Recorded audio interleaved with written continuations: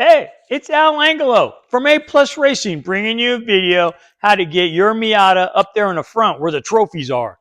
Hey, I want to show you a simple video. I get this question fairly common. I'm at this point right now on this engine, so I thought I'd just go ahead and make a quick video. It's only a few minutes long, but it might be some very valuable information for you.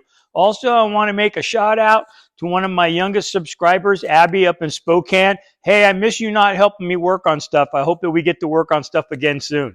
All right, let's go back to it. I'm going to put a thermostat in this engine I'm building. This is an engine I put together for Dangerous Dave for his 99 Miata. We got to get him up in the trophy. So this engine is supposed to do that. Now, I have the thermostat right here, and it's going to go in here.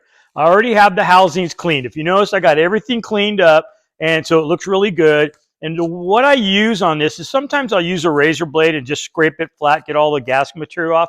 But then I come back and I hit it with a cookie. So this is a cookie right here. So these 3M discs help get rid of any leftover gasket material. It's got to be super clean. All right. So once I got it all cleaned up, I'm going to put the thermostat on. Here is my new thermostat, okay? Now, these Miata thermostats sometimes come with this extra little valve. It's like an extra mini thermostat. Also, there's this little guy right here. So that's very important. That is to bleed the air. So what happens is, as you fill the radiator up and it fills from the bottom and it's coming up, there's going to be air behind this thermostat housing. So this here helps the air bleed out so you don't have any air pockets. And they work okay, but they're not 100%. And if you even look on here, there's an arrow right there. If you see closely, that means that has to face up. So we want this little bleed valve to be as straight up as possible. So this housing has a little groove in it to where this thermostat fits right in there, okay? And we line it up so that that arrow is pointing up to the center of the engine. So pretty much like that. All right. Now we take our gasket. Now, I've taken these gaskets, I've taken these cars apart, and I've seen where people put the whole thing on like this. Yeah. So what's supposed to happen is you're supposed to take the little plastic off of here to expose the stickiness, okay? And then what happens is see, this can fall out. So if I put this on here very carefully, with the sticky side facing the thermostat, then it holds the whole thing in place while I'm working on the car. And this is for almost all cars, Ford, Chevy, doesn't matter what you're working on.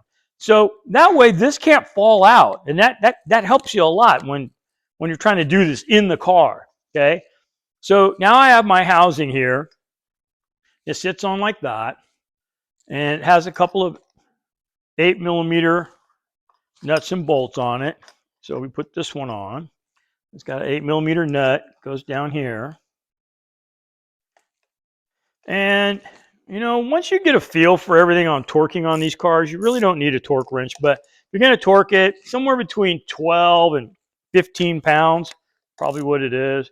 So, click, click, click. We got it. All right. That's it. It's pretty simple. But now there's an important tip. Don't go away yet. Anytime that I drain the system, so if I open the system up and it drains out, and then I do a repair and I got to fill it back up, it's extremely important that you follow this next step. All right. So on this step is that you fill up the radiator with coolant, water, whatever you're doing, and that you start it up and you let it run for 10 minutes. It's extremely important that you do that. The reason why is because there's going to be an air pocket in here. I know they had a little bleed valve, but there's always an air pocket in here. So here's what happens.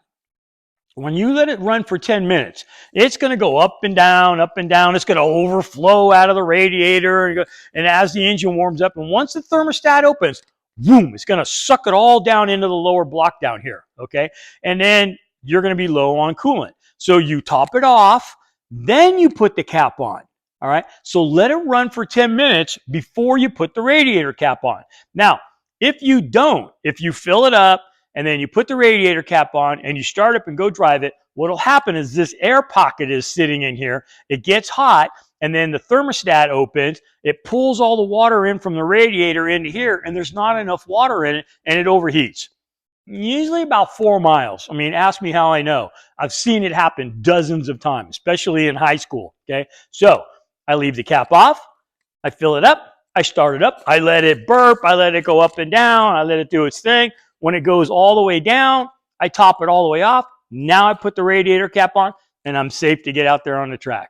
Hey, I hope that you liked the video. I hope you subscribe to my channel, give it a thumbs up, and I'll see you at the racetrack. Bye now.